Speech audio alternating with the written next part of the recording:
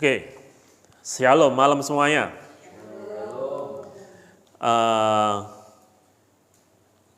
Ada yang masih ingat Roma pasal 1 sampai Roma pasal 7 kemarin?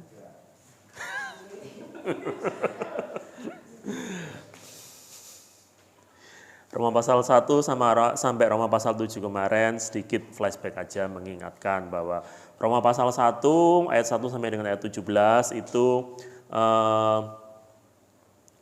mengajar kita bahwa kenapa sih surat Roma ini ada, apa yang menjadi dasar daripada tulisan Paulus. Paulus menuliskan kepada siapa dan apa alasannya seperti itu. Dan pada akhirnya Paulus sedikit menjelaskan Injil itu apa sebenarnya. Terus ayat 18 sampai dengan pasal 3 ayat 23 itu menjelaskan mengenai esensi daripada dosa yang disampaikan oleh Kogun. Itu mengingatkan buat kita bahwa dosa itu bukan masalah sekedar tindakan amoralitas, imoralitas, tapi lebih daripada itu bahwa dosa itu adalah kondisi di dalam diri kita yang sudah tidak sesuai dengan rancang bangun yang daripada Allah ciptakan pada saat itu. Terus disambung dengan pasal 4 yang disampaikan oleh Yogi dan pasal 5 yang disampaikan oleh Ko Eko itu mengingatkan kita, mengajar kita bagaimana cara Allah bekerja melalui Injil, yaitu kita dibenarkan hanya oleh iman dan hanya oleh anugerah di dalam Kristus Yesus. Pasal 6 disampaikan oleh Ko Wahyu yang juga mengingatkan buat setiap kita bagaimana kehidupan yang seharusnya kita yang sudah dibenarkan, hidup buat Tuhan itu seperti apa, mati dan bangkit dengan Kristus itu seperti apa. Terus disambung oleh yang disampaikan juga oleh Ivan tentang kehidupan yang tidak ada di bawah hukum Taurat dan hukum dosa, itu seperti apa juga. Dan malam ini sebelum masuk nanti ke pasal 9 sampai pasal 11, kalau boleh saya ngomong, pasal 8 ini salah satu klimaks ya. Salah satu klimaks dari surat Roma yang ditulis oleh Rasul Paulus. Kenapa saya ngomong klimaks? Karena di dalam pasal 8 ini ya ngerangkum mulai pasal 1 sampai dengan pasal 7. Dan ini mengingatkan buat setiap kita bagaimana kita sebagai orang percaya, sebagai anak-anak Tuhan, kehidupan kita di dalam Kristus itu seharusnya seperti apa. Kita yang sudah dibenarkan dan kita yang sudah dikuduskan. Nah, kalau saya boleh pakai gambaran analoginya itu seperti ini. Ibaratnya kita itu semua adalah penjahat di tempat ini, gitu kan? Kita semua adalah penjahat yang seharusnya layak menerima hukuman mati. Tetapi dan bukan hanya itu saja, si pendakwa itu menyiapkan segala dalilnya dan dalilnya itu masuk akal semua dan memang kita layak. Tapi karena kita punya hakim yang adil dan hakim yang baik juga luar biasa, dia memberikan ganti sebagai penebus buat kita semua. Ya, analoginya kalau dihubungkan dengan hukum agak kurang pas sedikit. Tetapi sedikit maksa ya, nggak apa-apa ya. Dia memberikan anaknya yang tunggal sebagai ganti daripada setiap kita di tempat ini, sehingga kita yang seharusnya binasa, kita itu dibebaskan dari hukuman yang pertama, kita diampuni kesalahan kita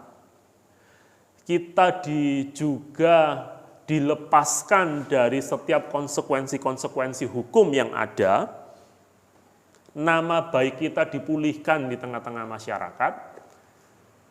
Apakah cuma sampai itu toh? Enggak, gitu loh. Bukan hanya itu saja, enggak berhenti sampai titik itu saja. Bahkan kita diadopsi oleh sang hakim yang adil itu. Kita diadopsi, diangkat menjadi anaknya, enggak cuma diadopsi dan diangkat menjadi anak, tetapi disuruh tinggal di dalam rumahnya. Terus enggak cuma sekedar tinggal di dalam rumahnya, kita beroleh semua fasilitas yang dia punyai. Enggak cuma beroleh fasilitas yang dia punyai, bahkan dia memberikan penjagaan buat kita, dia memberikan daya topang dan segala sesuatunya buat kita. Dan bukan cuma sampai situ, tok, nama kita dimasukkan di daftar ahli waris di KK. Anak angkat dimasukkan di daftar ahli waris. Dan pada akhirnya kita beroleh suatu promosi yang seharusnya kita nggak layak terima. Nah, kira-kira analoginya seperti itu. Roma pasal 8, kita baca sama-sama di dalam ayat 1. Silakan Ko Yogi deh. Roma 8 ayat 1. Demikianlah sekarang tidak ada penghukuman bagi mereka yang ada di dalam Kristus Yesus. Nah, Roma pasal 8 ayat 1 itu kan dibuka oleh sesuatu yang wow, luar biasa toh. Demikianlah oleh sebab itu sekarang tidak ada penghukuman bagi mereka yang ada di dalam Kristus Yesus. Cuma yang jadi masalah gini. Kitab suci, Alkitab berkata seperti itu. Tetapi kenapa di dalam realita kehidupan kita, sebagai orang percaya, tantangan yang kita alami, tantangan hidup yang kita alami, itu enggak semudah menurut persepsi setiap orang percaya. Kenapa seperti itu? Mengapa? Terus bukan hanya itu saja. Mengapa orang percaya itu masih sering sekali bergumul dengan dosa? Bahkan beberapa orang, saya nggak akan ngomong banyak orang, beberapa orang itu masih gampang tertarik, terpikat, dan masih sering jatuh bangun di dalam dosa. Mengapa? Terus, bukan hanya itu berhenti sampai situ saja. Mengapa masih saja ada masalah dan penderitaan yang sama yang terus berulang terus-menerus di dalam kehidupan kita? Semakin kita tua, yang paling muda di sini umur berapa? Jangan merasa muda kamu. 88 ya? Ada yang lebih muda dari lahir tahun 88? Gak ada, berarti cuma Priscilla berarti paling muda gitu loh. Sorry, Siska. Jejer. Nah, mungkin yang masih muda seperti Siska, pada akhirnya begitu beranjak semakin tua, semakin bertambah umurnya. Kenapa masalah itu tetap berulang terus dalam kehidupan kita? Terus nggak hanya sampai situ saja. Mengapa janji Tuhan yang selama ini kita pegang dan kita percayai oleh banyak orang percaya, itu nggak kunjung tiba dan nggak nampak secara jelas? Apakah sampai situ saja? No. Mengapa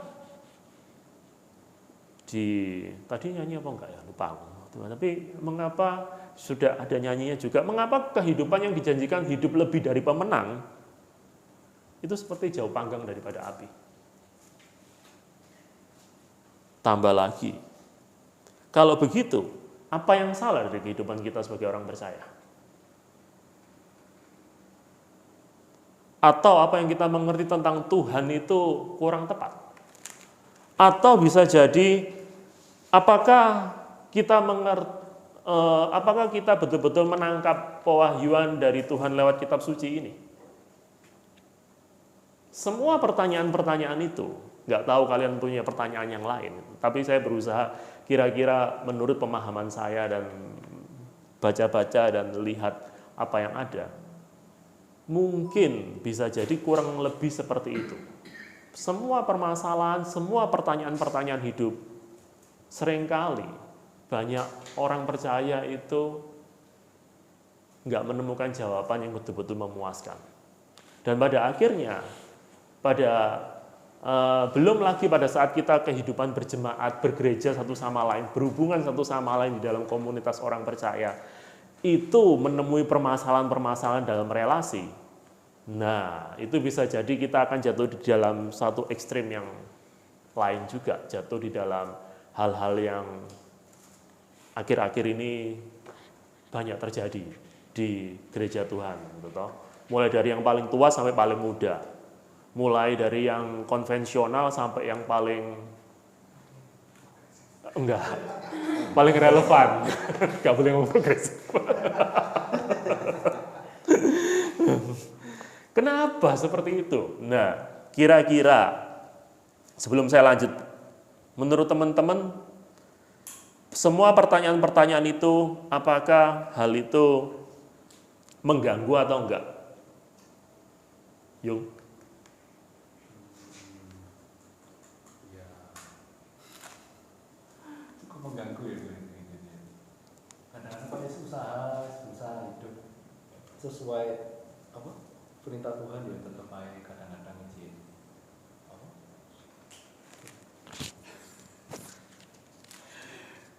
meskipun sudah berusaha hidup itu ya seturut dengan kehendak Tuhan, tapi ya tetap aja sometimes masih godaan dosa itu masih sangat memikat ya buat daging kita itu ya. Kadang pun ya bisa jatuh lagi, terus ya kita tetap berharap aja ya meskipun jatuh gak sampai tergeletak gitu. Tetap berharap sama Tuhan. Oke, mas tetap mengganggu. Ya buat Priscilla, apakah aku asumsikan kamu punya jawaban yang sama kayak Yung, tetap mengganggu gitu toh. Nah, apakah kamu menemukan kira-kira gimana cara ngatasinya menurut kamu?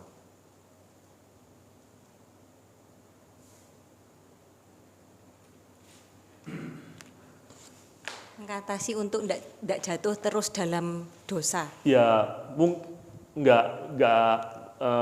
ya apa ya, tentang permasalahan atau tentang problema hidup atau masalah-masalah dalam kehidupanmu sebagai orang percaya yang terulang terus dan nggak bisa teratasi dan kamu nggak melihat sesuatu yang jelas gitu di dalam Tuhan. Itu gimana kamu cara mengatasinya? Sejauh ini? Kalau sejauh ini ya, kalau yang aku alamin, ya aku ambil waktu untuk aku berdoa. Oke. Meskipun ndak langsung dijawab kan doa itu, ya terus saja aku berdoa. Karena aku yakin dalam doa itu pasti Tuhan kasih hikmat lah. Tapi bukan berarti terus seolah-olah kayak masalahnya itu selesai. Kayak ya itu tadi yang Ko Cuncun bilang itu loh. Jadi kayaknya itu kok tidak melihat apa yang manusia itu lah cenderungnya lah kepinginnya itu kan kayak ya langsung gitu ya maksudnya. Langsung beres gitu ya.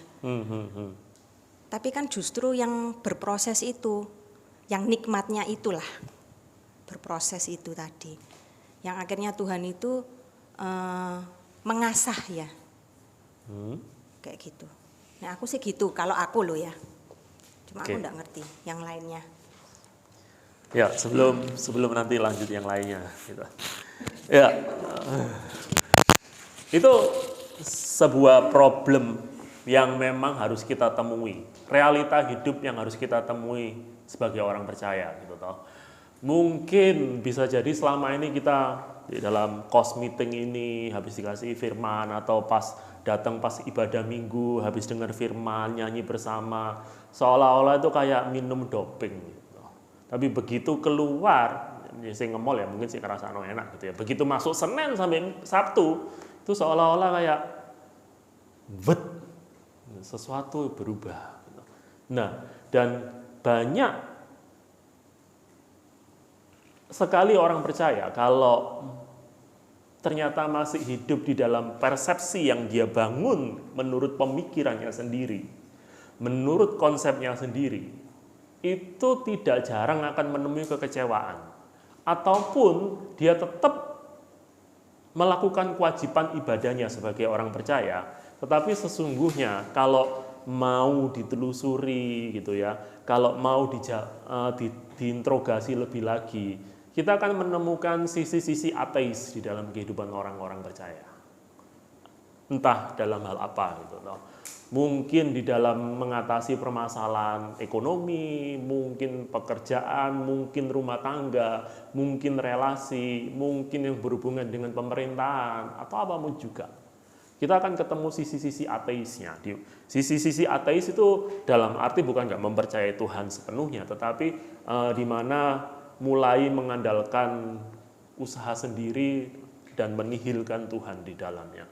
Nah, itu mungkin setiap kita pada akhirnya harus jujur terhadap diri kita sendiri lah. Itu salah satu penyebabnya bisa jadi karena persepsi yang kita buat atau mindset pola pikir yang kita buat itu seringkali nggak pas dengan apa yang firman Tuhan maksudkan.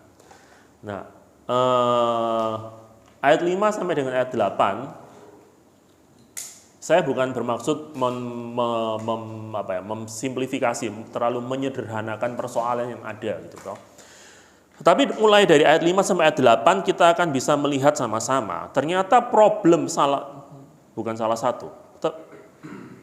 problem mendasar manusia, problem mendasar yang pada akhirnya itu melatar belakangi setiap masalah-masalah yang terjadi. Dan bukan hanya orang nggak percaya tapi juga kita orang percaya.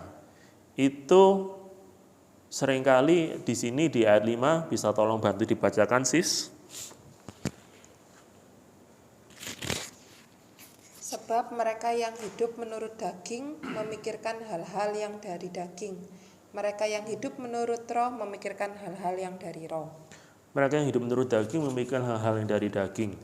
Hidup untuk memuaskan diri sendiri. Itu merupakan salah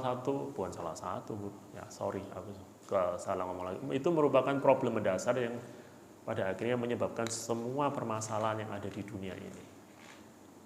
Dan itu dimulai dari kejatuhan awal. Kita lihat bahwa Adam dan Hawa pada saat godaan tersebut kan kamu akan menjadi sama seperti Allah, gitu. Hidup memikirkan diri sendiri. Dia dirinya dan dirinya. Sehingga pada akhirnya semua problem yang ada itu berawal dari hidup untuk memuaskan diri kita sendiri, ego. Dan ayat 6, 7, 8 itu akan menjelaskan buat setiap kita ada konsekuensi logis. Konsekuensi logisnya kalau boleh saya ngomong, saya rinci itu ada 3. Tapi sekali lagi bukan berarti pada saat kita mengerti problem mendasar ini maka semua permasalahan kita pasti beres. No. Karena kenapa? Yang pertama, gimana pun juga meskipun kita sudah ditebus semua, kita sudah dibebaskan dari kuasa dosa, natur tubuh kita tetap natur dosa. Itu yang pertama. Yang kedua, dunia sudah jatuh di dalam dosa. Itu yang kedua. Yang ketiga, kita hidup di dalam, selain sistem dunia yang sudah rusak, lingkungan sekeliling kita, orang-orang semuanya ya juga dalam natur dosa. Jadi ya itu kayak lingkaran setan yang tidak ada berhenti. Nah, apa konsekuensi logis daripada hidup yang memuaskan untuk diri sendiri saja atau menuruti keinginan daging? Itu kita baca di dalam ayat 6, 7, dan 8.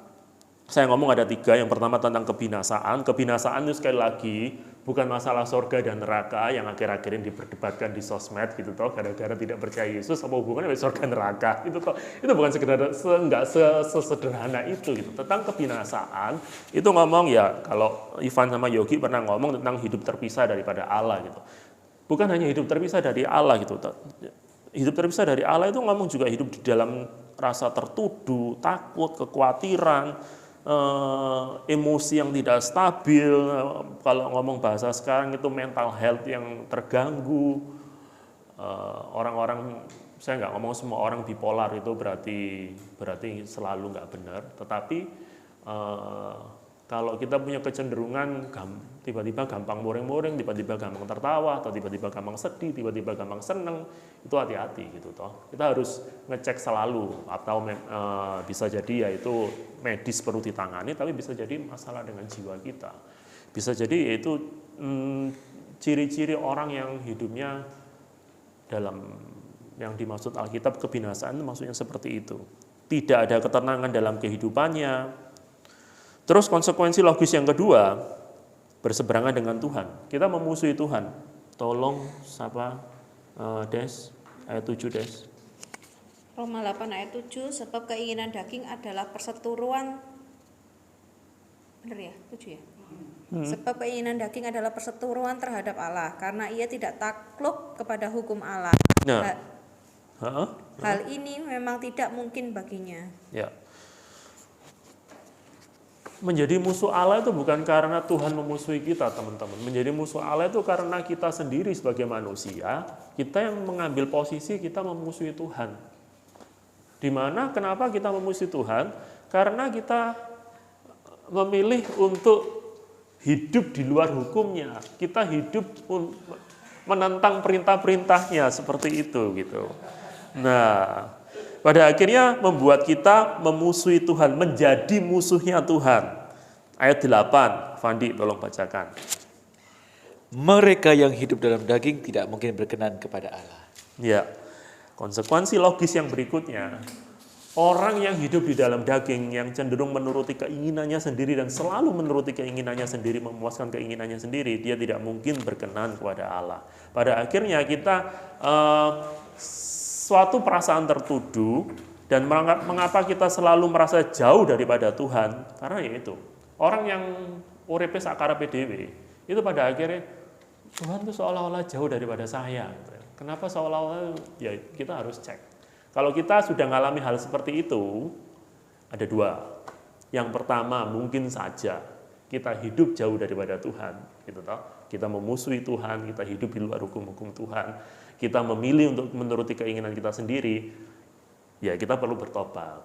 Yang kedua, ini kapan-kapan mungkin kita bisa sharing, Tuhan izinkan untuk kita mengalami malam kelam jiwa, di mana bukan berarti Tuhan meninggalkan kita.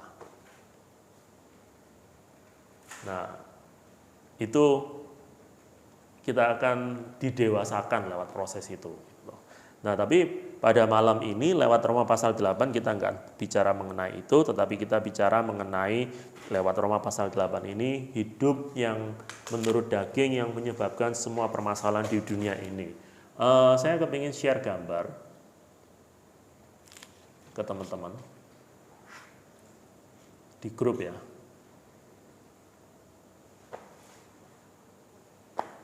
Nah, kurang lebih seperti itu teman-teman. Ini saya kulaan, jujur aja. Bukan bikin sendiri. Tapi buat saya sangat memberkati dan saya berharap ini juga bisa memberkati kalian. Dosa asal, kebobrokan manusia, penderitaan manusia, kerusakan dunia. Yang garisnya tidak putus itu mengintensifkan itu dosa asal membuat manusia itu semakin bobrok, gitu ya. Dan membuat kerusakan dunia semakin parah. Kerusakan dunia ini itu membuat manusia semakin menderita. Nah, kan harapannya seperti itu kan. Terus kebobrokan manusia itu juga membuat manusia semakin menderita. Seperti itu. Nah, terus garis putus-putusnya itu memfasilitasi. Memfasilitasi itu artinya membuat semakin parah, menopang, menunjang seperti itu. Nah, kalau kita lihat pada akhirnya semua kan dimulai daripada dosa asal.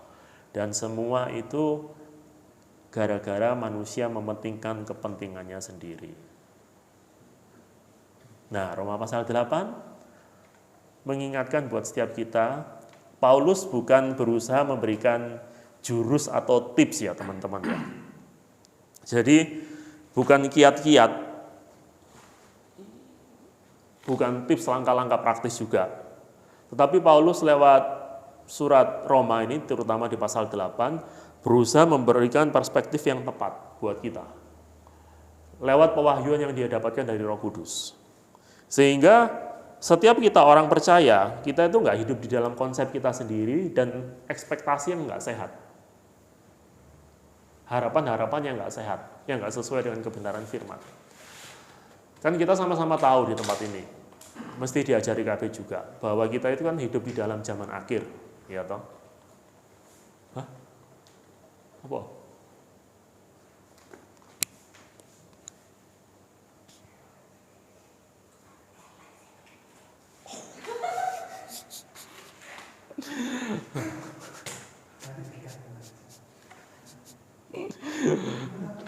Kita hidup di dalam zaman akhir ya, dan hidup dalam zaman akhir itu kan di antara itu kan maksudnya begini teman-teman. Zaman akhir itu dimulai pada saat kedatangan Tuhan yang pertama sebagai Kristus, sebagai Mesias, ya toh. Dan kita itu hidup di tengah-tengahnya di antara ini sampai dia datang kedua kalinya sebagai Raja. Nah, Roma pasal 8 itu memberikan pemahaman buat setiap kita bagaimana kita hidup di antara zaman ini. Di tengah kesukaran-kesukaran yang ada menimpa kita. Nah, kalau teman-teman baca di pula ayat 18 sampai ayat 22, kita akan bisa mendapatkan bahwa memang semua permasalahan yang ada di dunia ini tuh kenapa terjadi? Salah satunya dalam tanda kutip bahasanya Paulus ngomong Allah itu membiarkan semuanya takluk kepada kesia-siaan. Gara-gara apa? Ya gara-gara pemberontakan asal itu, gitu toh. Tetapi kan Tuhan tidak berhenti saat itu toh, gitu toh. Kita mengerti bahwa ternyata Tuhan tetap bekerja dan sekali lagi ngomong zaman akhir ya lewat Sang Putra itu anaknya yang tunggal kita dibenarkan, kita beroleh pembenaran, kita dipanggil dan pada akhirnya saat ini kita yang percaya kita beroleh janji-janji Tuhan itu. Oleh sebab itu, Paulus kepingin mengingatkan buat setiap kita semua, apa sih pengharapan yang kita punyai? Iman yang seperti apa yang seharusnya yang jadi pegangan buat setiap kita semua? Dan cinta yang seperti apa yang Allah Tritunggal berikan buat setiap kita semua? Ibaratnya kalau kita pakai gambaran Paulus seperti yang dia tulis di 1 Korintus pasal 13 itu kan tentang iman, pengharapan, dan kasih ya. Kalau di situ kan dan yang paling besar diantaranya adalah kasih dan Paulus nulis seperti itu. Di sini saya sedikit membalik urutannya pengharapan, iman, dan kasih. Kenapa? Ibaratnya kayak roti sandwich gitu. Tumpuan paling atas itu pengharapan, tumpuan yang tengah-tengahnya lagi itu iman, yang paling bawah itu kasih. Dan makanya Paulus ngomong kenapa kasih yang paling besar, sebab yang menjadi fondasi kita pada akhirnya bisa beriman, kita bisa punya pengharapan itu dari kasihnya. Sebab kita sama-sama mengerti bahwa bukan kita yang terlebih dahulu mengasihi Allah, tapi Allah yang terlebih dahulu mengasihi kita kan di dalam 1 Yohanes pasal 4 ya kalau nggak salah itu. Nah itu yang menjadi dasarnya gitu. Nah pengharapannya itu apa? Pengharapannya di sini itu kita lewat apa yang sudah Tuhan kerjakan buat setiap kita di dalam ayat berapa ini? Ayat 14.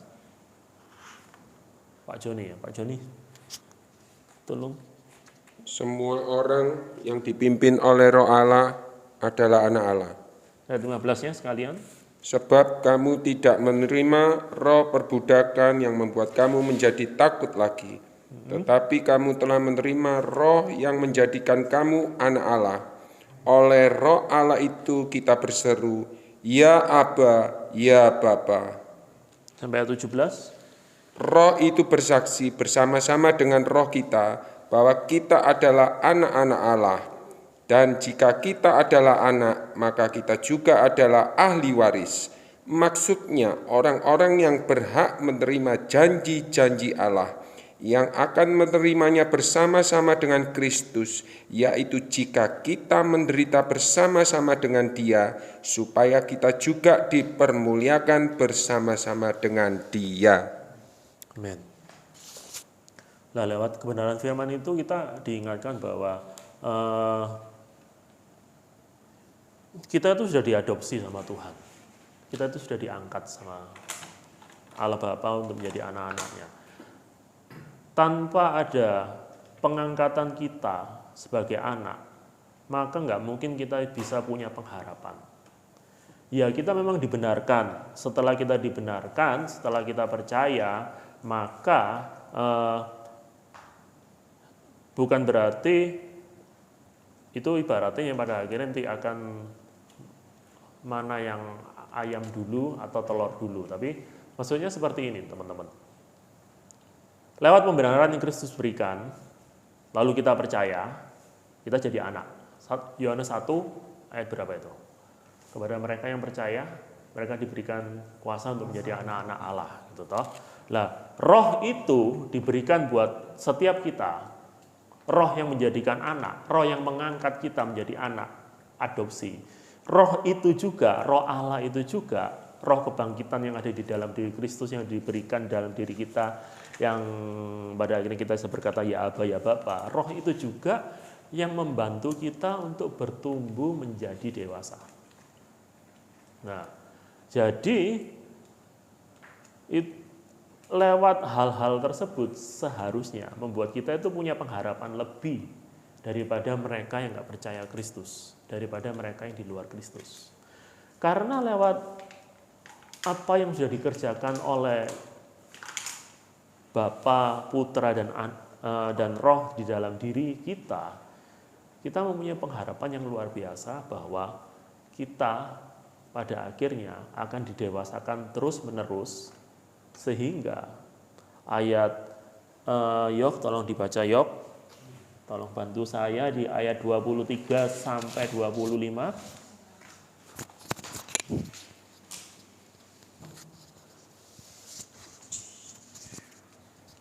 Roma 8 ayat 23 sampai 25.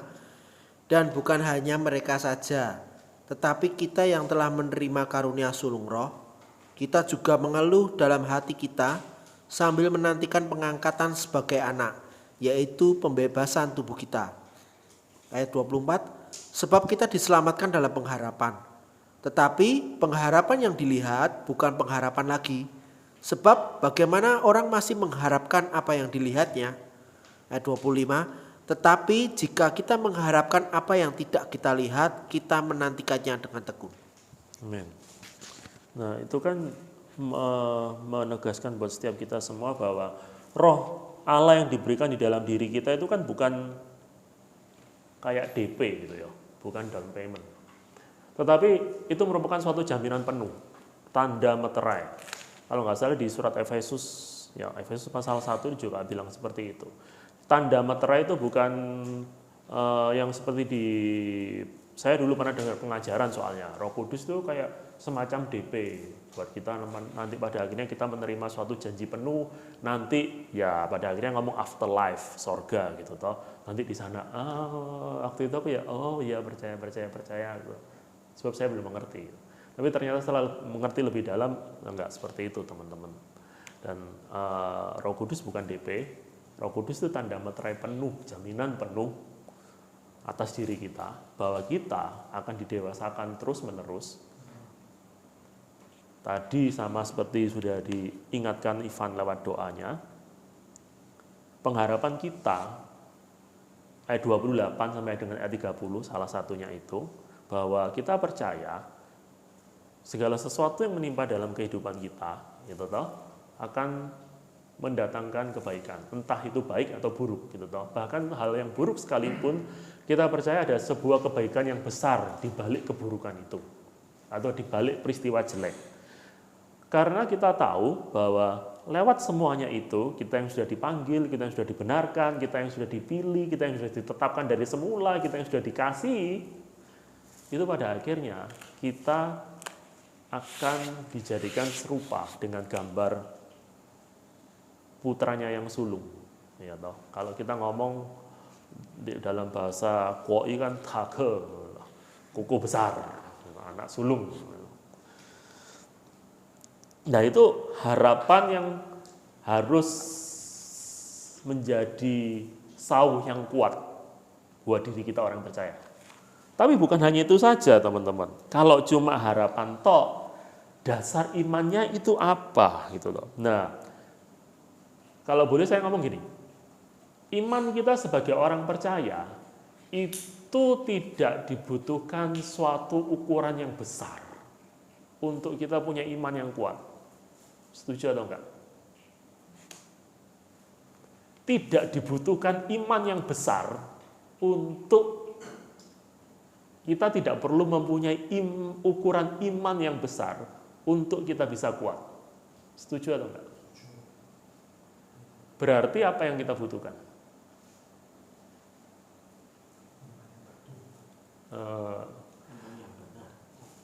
Iman yang benar, gitu loh. Iman yang bertumbuh. Iman yang benar, iman yang bertumbuh itu iman yang seperti apa? Bukan terletak pada besarnya atau ukurannya, tetapi terletak pada apa? Fondasinya. apa? Akarnya. Akarnya, fondasinya akarnya itu kepada siapa? Nah, oke. Jadi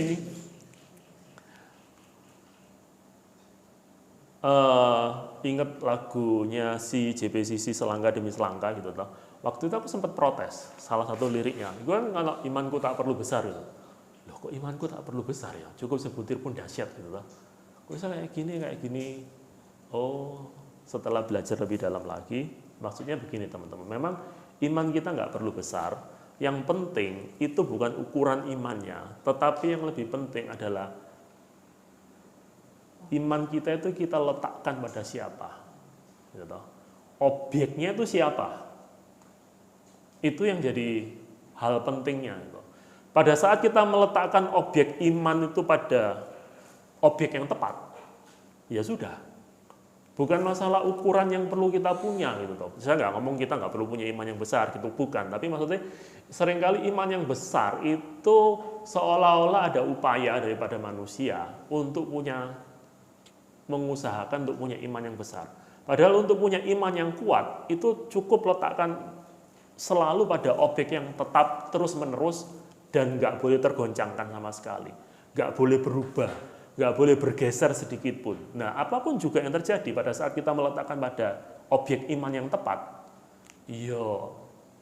ukurannya bagaimanapun juga ya akan tetap kuat karena objek iman kita itu tepat. Jadi bukan masalah ukuran atau apapun juga, tapi objek imannya itu kepada siapa. Nah itu. Nah Paulus lewat hal ini, lewat Roma pasal 8 ayat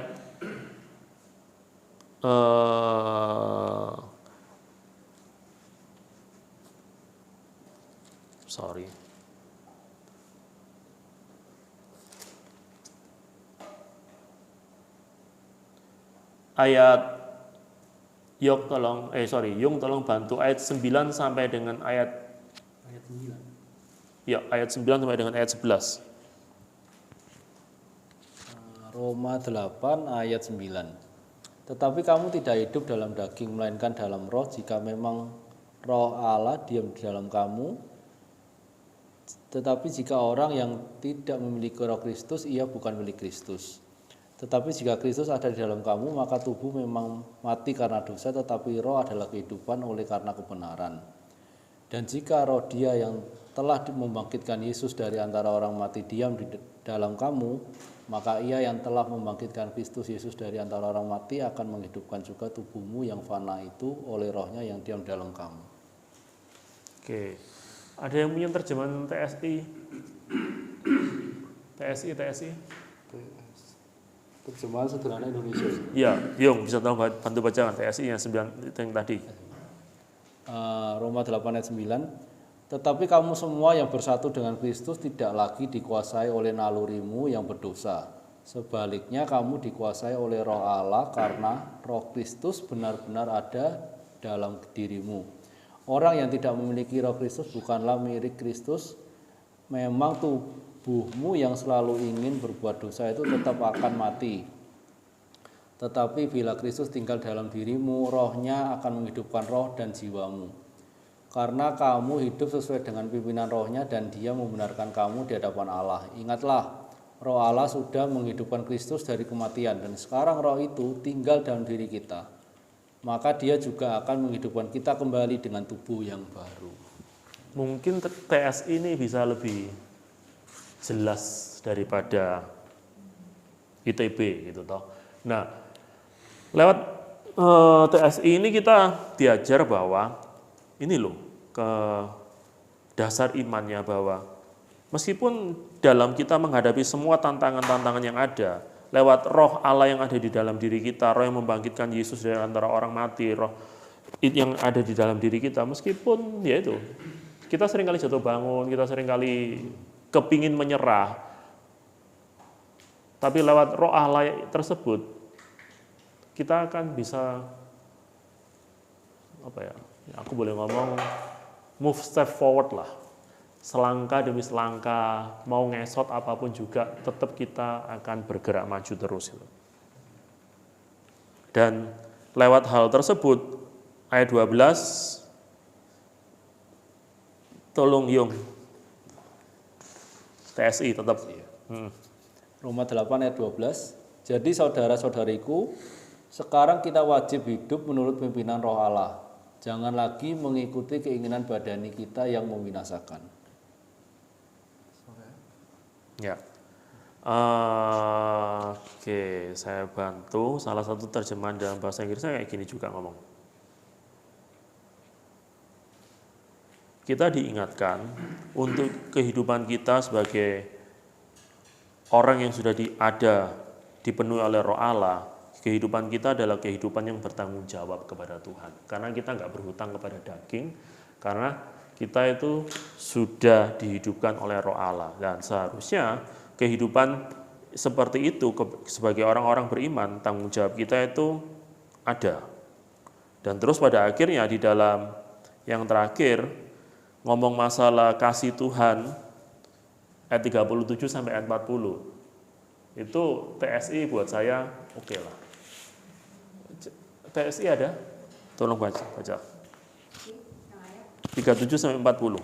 39, 40.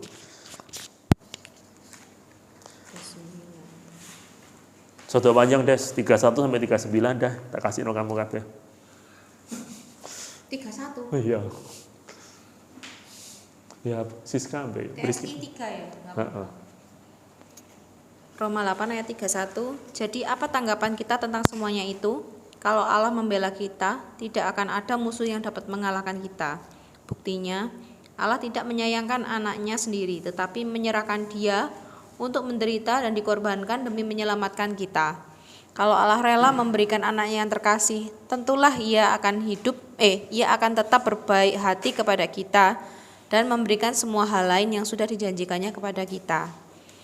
33. Maka siapa lagi yang berani mendakwa kita? Karena kita sudah dipilih Allah dan dialah yang sudah melakukan hal-hal yang luar biasa, sehingga kita dibenarkan di hadapannya. 34. Dan hal apa yang masih bisa mengancam kita?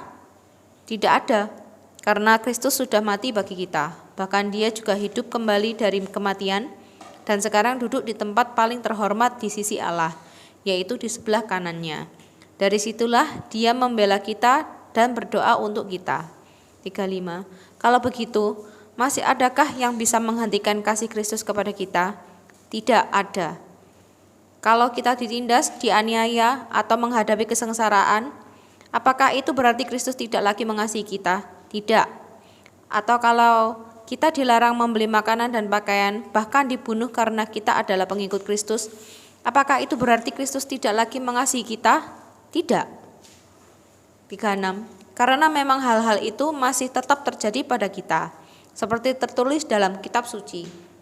Demi Engkau ya Allah, kami berada dalam bahaya maut setiap hari, dan kami diperlakukan seperti domba yang akan disembelih. Tetapi dalam semua hal, kita mendapat kemenangan sempurna melalui Kristus yang sudah menyatakan kasih-Nya yang luar biasa kepada kita. Karena saya yakin bahwa semua yang memusuhi kita tidak dapat menghentikan kasih-Nya bagi kita, baik orang yang menyakiti kita selama hidup maupun yang membunuh kita. Para malaikat dan semua roh jahat pun tidak mampu menghentikan Allah untuk mengasihi kita. Maka kita tidak perlu takut lagi terhadap tuduhan atau ancaman, baik pada zaman sekarang maupun yang akan datang, atau dari semua penguasa kegelapan. Karena semua ciptaan Allah, baik kuasa di langit yang paling tinggi maupun di bagian bumi yang paling rendah, tidak dapat menghentikan kasih Allah kepada kita, sebab kita sudah bersatu dengan penguasa kita, Kristus Yesus. Amin.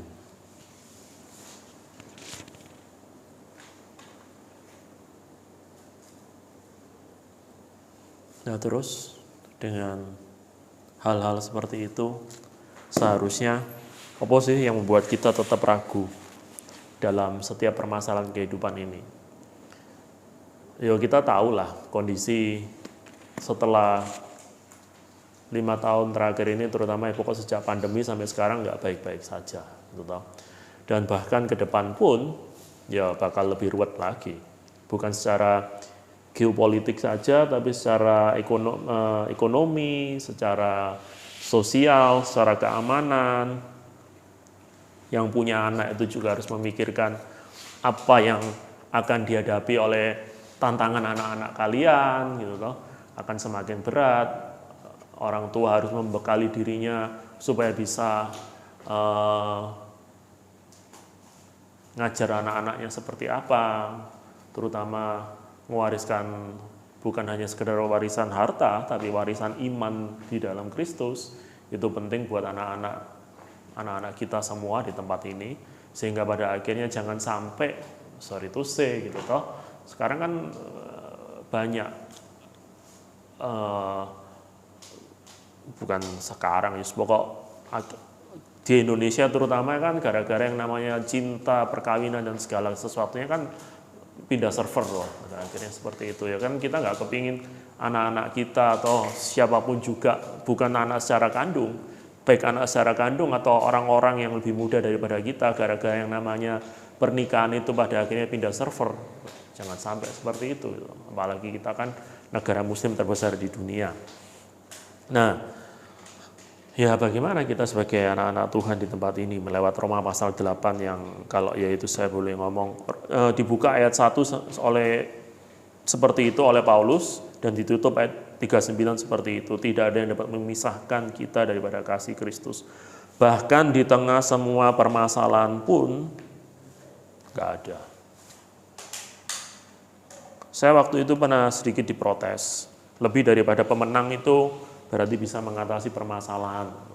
Tapi pada saat, ya tapi masalahnya waktu itu juga dikasih sumber di dalam teks ini, Roma pasal 8 ini. Pada saat saya baca pasal ayat 37, ternyata orang yang lebih daripada pemenang, itu bukan berarti masalahnya harus beres. Gitu. Bukan berarti masalahnya harus ada jalan keluar. Ayat 37 kan ngomong, di dalam semuanya itu, berarti kan di dalam setiap permasalahan yang ada, kita itu lebih daripada pemenang oleh karena Dia yang sudah mengasihi kita terlebih dahulu, bahwa Kristus telah mati buat kita. Jadi, ya di tengah-tengah permasalahan, saya nggak tahu permasalahan teman-teman masing-masing di sini itu seperti apa, kedepannya itu juga bakal lebih berat. Ya mari kita memegang janji firman Tuhan ini. Janji yang bukan janji yang kosong, maksudnya bukan punya dibangun atas dasar persepsi yang salah. Di tengah permasalahan pun tetap ingat bahwa meskipun jalan keluar nggak selalu ada, Dia akan mampukan kita, mendewasakan kita untuk bisa menjadi semakin hari semakin serupa dengan Kristus. Nah, itu aja yang bisa saya bagikan. Thank you.